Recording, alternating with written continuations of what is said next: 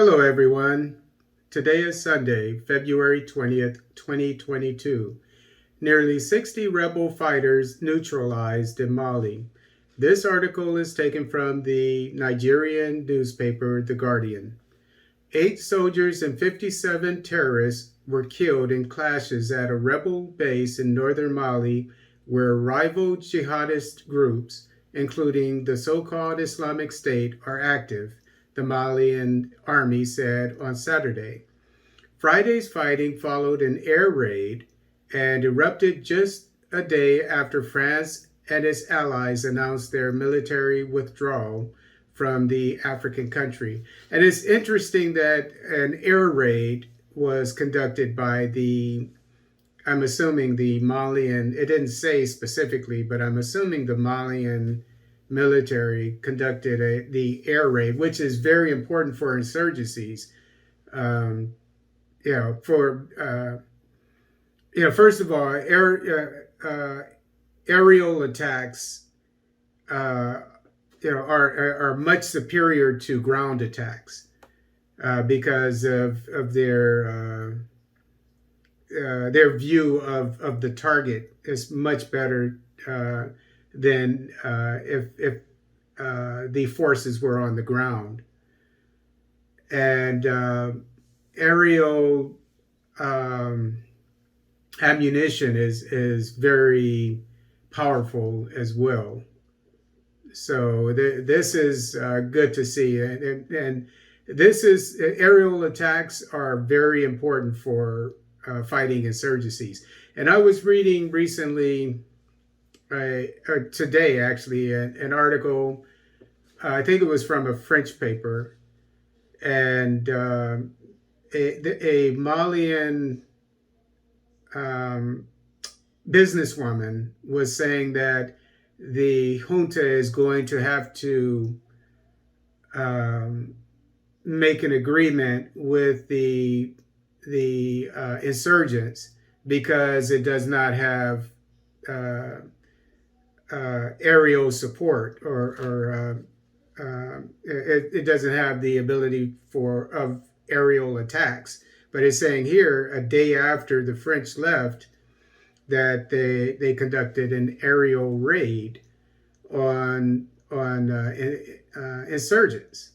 So obviously she's wrong. I don't know if this came from an outside source, obviously outside the French and the Malian military. I don't know. It doesn't say. But the point is, what she said was wrong, and not only that, but it's she's a sellout, and just to point out, and I know we all know, but there are sellouts out there. They're disgusting.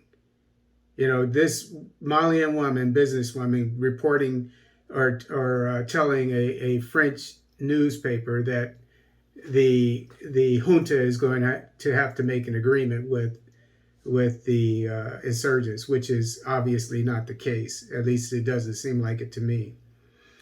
The Malian army said it carried out the attack against the rebel base after its troops had been attacked by unidentified armed men in the Archam region in the conflict-plagued north near the border with restive Burkina Faso and Niger.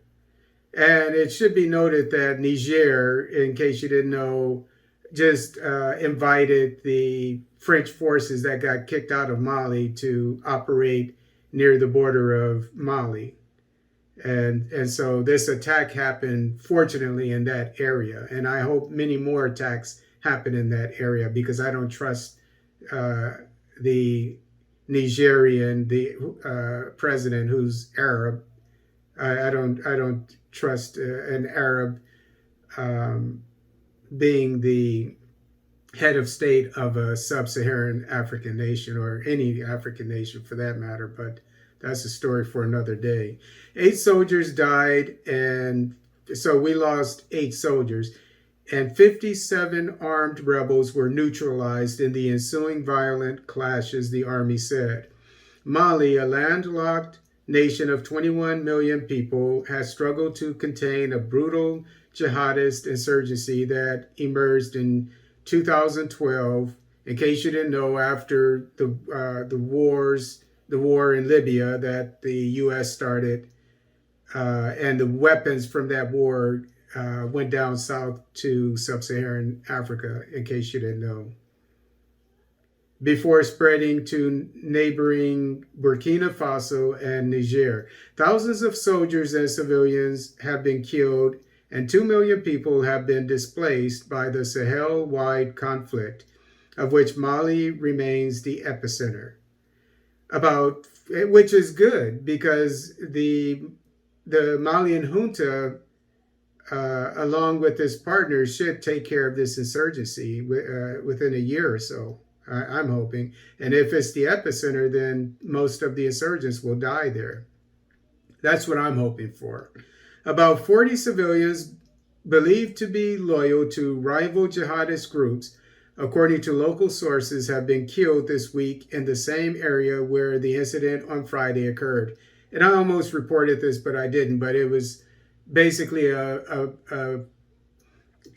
clash, between rival insurgents, and so about 40 insurgents died from that. It took place in the so-called, I should say, Three Borders area, a hotspot of jihadist violence where the Islamic State in the Greater Sahara, EIGS, and the Sahel's largest jihadist alliance, the Al-Qaeda-aligned GSIM group, are particularly active. So you have Al-Qaeda and Islamic State